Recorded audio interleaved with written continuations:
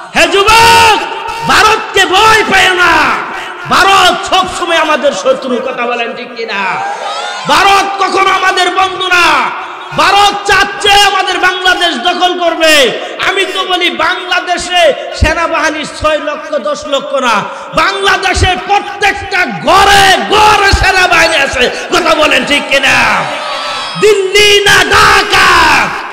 ঢাকা ঢাকা এই যুবক cars কথারা cars কষ্টটাকে দিলে খারসটাকে খারে কো দিল্লি না ঢাকা কো দিল্লি না ঢাকা দিল্লি না ঢাকা। ওরা বলে 1 মিনিটে বাংলাদেশ দখল করবে। আমি বলি এই দেশে লক্ষ লক্ষ কোরআনের হাফেজ আছে, এই দেশে লক্ষ লক্ষ মসজিদ আছে, এই দেশে আল্লাহু আকবার স্লোগানের পরে মানুষের ঘুম ভাঙে, এই দেশে আল্লাহু আকবার স্লোগানের পরে মানুষের দুপুরের খানা খায়, এই দেশে আল্লাহু আকবার স্লোগান শুনে মানুষ বাজারে যায়, এই দেশে আল্লাহু আকবার স্লোগান শুনে মানুষ বাড়িতে আসে, এই দেশে আল্লাহু আকবারের স্লোগান শুনে মানুষ রাতের ঘুমে যায়, কথা বলেন ঠিক কিনা? এই দেশ ভারত দখল করতে পারবে না, পারবে না, পারবে না, কথা বলেন ঠিক কিনা? আমেরিকা যেমন ভাবে ওই আফগানিস্তান থেকে পলাইছে, ভারত তো আমাদেরকে দেখে এমন ভাবে পলাবে, কথা বলেন ঠিক কিনা? আজকে তুমি ভারতের দালালি করো, হে মুসলিম, হে মুসলিম, তুমি কিভাবে ভারতের দালালি করো? ভারত তো সর্বসময় আমাদের শত্রু, কথা বলেন ঠিক কিনা? ভারত আমাদের শত্রু, ভারত আমাদের শত্রু। এই কথাটা আজ থেকে 24, 25, 30 বছর আগে আমাদের প্রাণ প্রিয় মুফাসসির মাওলানা দেলোয়ার হোসেন সাইদি সাহেব তিনি বলে গেছে, কথা বলেন ঠিক কিনা? আজকে তার প্রত্যেকটা কথা বাস্তবে প্রমাণ হচ্ছে, তার প্রত্যেকটা কথাই বাস্তবে প্রমাণিত হয়েছে, কথা বলেন ঠিক কিনা? সম্মানিত হাজির, রাগ করলেন আপনারা? রাগ করতেছেন? আলোচনা কোনখানে রইল বলেন তো? আলোচনা কোনখানে আছে মনে নাই? মনে থাকবে। জাতির পিতা হলো ইব্রাহিম আলাইহিস সালাতু সালাম। আল্লাহ রাব্বুল আলামিন আমার নবীর কাছে সূরাতুল ইউসুফ নাজিল করে দিয়া বললেন, হে নবী, আল্লাহ রাব্বুল আলামিন বললেন আপনি আসার হাজার হাজার বছর আগে একজন নবী এসেছিল, যেই নবীর নাম হলো হযরত ইব্রাহিম আলাইহিস সালাতু সালাম। এই ইব্রাহিম আলাইহিস সালাতু সালাম প্রথম যে বিবাহ করেছিল সেই বিবির নাম হলো সারা। এই ঘরে রব্বুল আলামিন কোনো সন্তান দেয় না, ওই সারাই নিজেই আবার তার দাসীকে হাজেরাকে বিবাহ করায়া দেয়। হাজেরার ঘরে 1-2 বছর না, 1-2 বছর না, হাজেরার ঘরে রব্বুল আলামিন 82 বছর থেকে 86 বছর পর্যন্ত সন্তান হয় না। হযরত ইব্রাহিম কোনো মাছের কাছেও চায় নাই, হযরত ইব্রাহিম কোনো গাছের কাছেও না, কোনো পীরের কাছেও না, কথা বলেন ঠিক কিনা? হযরত ইব্রাহিম আলাইহিস সালাতু সালাম রব্বুল আলামিনকে বললেন, রব্বি হাবিলি মিনাস সালিহিন, ইয়া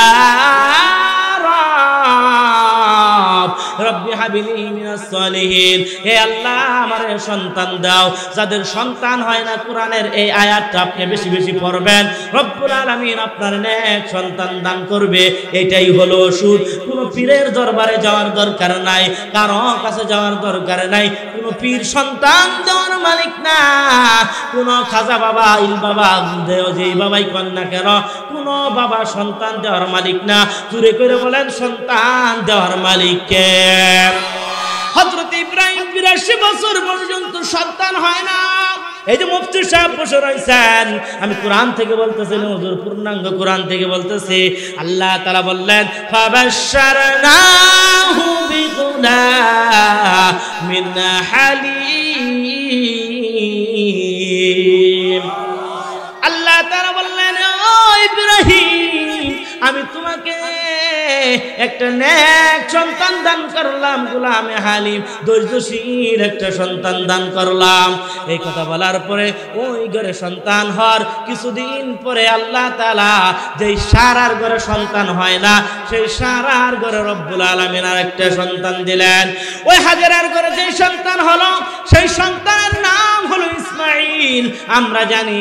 তারপরে হাজেরার ঘরে একটা সন্তান হলো, ওই সন্তানের নাম হলো ইসহাক। বলি আল্লাহু আকবার। রব্বুল আলামিনের কুদরতে হযরত ইব্রাহিম দুনিয়ার ভিতর থেকে চলে যাওয়ার আগে হযরত ইব্রাহিম আলাইহিস সালামের গলার ভিতরে একটা মাদুরি ছিল, একটা তাবিজ ছিল। ওই তাবিজটা হযরত ইব্রাহিম তার দ্বিতীয় সন্তান ইসহাকের গলার ভিতরে পরায় দিয়েছিল। ওই ইসহাক আলাইহিস সালাম বয়স্ক হলো, হওয়ার পরে বিবাহ করলেন। ওই ঘরে রব্বুল আলামিন একটা সন্তান দান করলেন, যেই সন্তানের নাম হলো গিয়া ইয়াকুব। বলি আল্লাহু আকবার। ইয়াকুব আলাইহিস সালাম বড়, ইয়াকুব আলাইহিস সালামের গর্ভে রব্বুল আলামিন ওই হযরত ইয়াকুব যখন বড় হলো তার বিবাহ হয়ে গেল। হযরত ইয়াকুবের বিবাহ হওয়ার পর প্রথম যে স্ত্রীকে বিবাহ করলেন সেই স্ত্রীর নাম হলো রাহেল। ওই ঘরে রব্বুল আলামিন 10টা পুত্র সন্তান দান করছে। বলি আল্লাহু আকবার। ও মাকুল্লার মানুষেরা, 10টা পুত্র সন্তান দান করছে। 10টা পুত্র সন্তান দান করার পর তারপরে হযরত ইয়াকুবের ওই স্ত্রী চলে গেছে। তারপরে রব্বুল আলামিনের কুদরতে তারই আপন বোন রাহেলকে হযরত ইয়াকুব বিবাহ করেছেন। বলি আল্লাহু আকবার। এমন ভাবে বিবাহ করার পর রব্বুল আলামিনের কুদরতে 1 বছর পরে রব্বুল আলামিন ওই যে হযরত ইয়াকুব আলাইহিস সালাম দ্বিতীয় যে বিবাহ করেছেন, ওই ঘরে রব্বুল আলামিন একটা ফুটফুটে সন্তান দান করলেন। তখন হযরত ইয়াকুবের মা ইসহাকের স্ত্রী তখনও জীবিত আছে।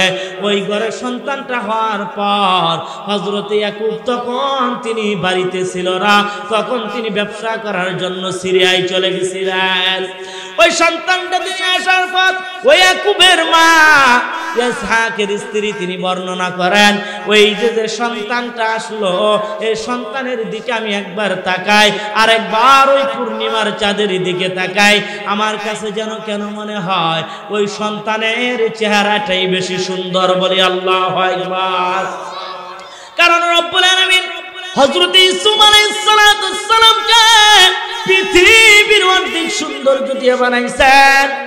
হযরত ইউসুফ আলাইহিস সালাম নামের যে সন্তানটা আসলো, হযরত ইয়াকুব আলাইহিস সালাম সিরিয়া থেকে আসার পরে বলল, ইয়াকুব রে, রব্বুল আলামিন তোর ঘরে এত সুন্দর একটা সন্তান দান করছে, এই সন্তানের সাথে খারাপ ব্যবহার করিস না, এই সন্তানটাকে বড় যত্ন করিস। তারপরে রব্বুল আলামিনের কুদরতে হযরত ইয়াকুবের মা তিনিও দুনিয়া থেকে চলে গেছেন। ওই সন্তানকে হযরত ইয়াকুব বড় মহব্বত করে, বড় ভালোবাসে, বড় আদর দেখায়। হযরত ইয়াকুব আলাইহিস সালাম উট জবাই করিয়া তার আকিকা দিয়ে দিলেন, গরিব মানুষদেরকে দান খয়রাত করে দিলেন। দান খয়রাত করার পর হযরত ইয়াকুব আলাইহিস সালাম আস্তে আস্তে তার সন্তান ইউসুফ বড় হয়। ইউসুফের বয়স যখন 5 বছর থেকে 6 বছর হয়ে গেল, তখন হযরত ইউসুফের মার ঘরে, মানে ইয়াকুবের স্ত্রীর ঘরে, ওই রাহেলের ঘরে রব্বুল আলামিন একটা সন্তান দিলেন, নাম তাহার বিনিয়ামিন।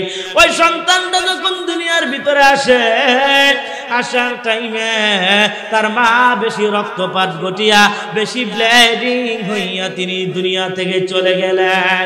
আমাদের সমাজে অনেক মা আছে, তারা কিন্তু সন্তান জন্ম দেওয়ার সময় দুনিয়ার ভিতর থেকে চলে যায়। কথা বলেন ঠিক কিনা? আজকে যার মা নাই সে বুঝে মায়ের দরদ। কথা বলেন ঠিক কিনা? আমি তো মাঝে মাঝে বাড়িতে যাইয়া, আমি যখন আমার মাকে না দেখি তখন আমার কাছে মনে হয় কিছুই নাই বাড়িতে, স্ত্রী আছে, পোলা আছে, তারপরেও শান্তি পাই না। একদিন আমি বাড়িতে গেলাম, বাড়িতে যাওয়ার পরে যাই দেখি আমার মা বাড়িতে নাই। না থাকার পরে কোথায় গেছে আমার মা? ওই ছোট বোনের বাড়িতে গেছে। তখন আমি আর দেরি করি নাই, 1 মিনিট দেরি করলাম না। আমার স্ত্রী ডাক দিয়া বলল, কোথায় যান আপনি? আমি বললাম, তুমি রাও করিও না, আমি আমার মার কাছে চলে যাব। আমার মা সকালে গেছে, আমি দুপুর টাইমে বাড়িতে গেছি, আমার মার কাছে আমি চলে গেলাম। মাকে বললাম, মা চলেন আমরা বাড়িতে চলে যাব। কয় কেন চলে যাবা? এখনই না আসলাম। কয় মা গো, আমি বললাম, মা আপনার না দেখিয়া ভালো লাগে না। এর নাম হলো মা। বাবারে আর একটু কথা আমি বলে যাই, আমি মাইমুসিং ফুলবাড়িয়া থেকে ওয়াজ করে একদিন রাত্রের 2টার পরে বাড়িতে আসলাম। আসার পরে বাবারে আজকে চেয়ারে বসে আল্লাহ কথা বলায়, এটা আমার মা বাবার দোয়া, উস্তাদের দোয়া। জীবনে কেউ যদি বড় হতে চায় তাহলে মা বাবার পায়ের কাছ থেকে যেন দোয়া নেয়। আমি একদিন আসলাম, আসার পর আমার আব্বা আমাদের মসজিদ ঘরের কাছ থেকে আগে আনলো। আগে আনার পরে আমি আমার রুমে চলে যাচ্ছি। যাওয়ার পরে আমার আব্বা আমারে ডাক দিয়ে বলল, বাবা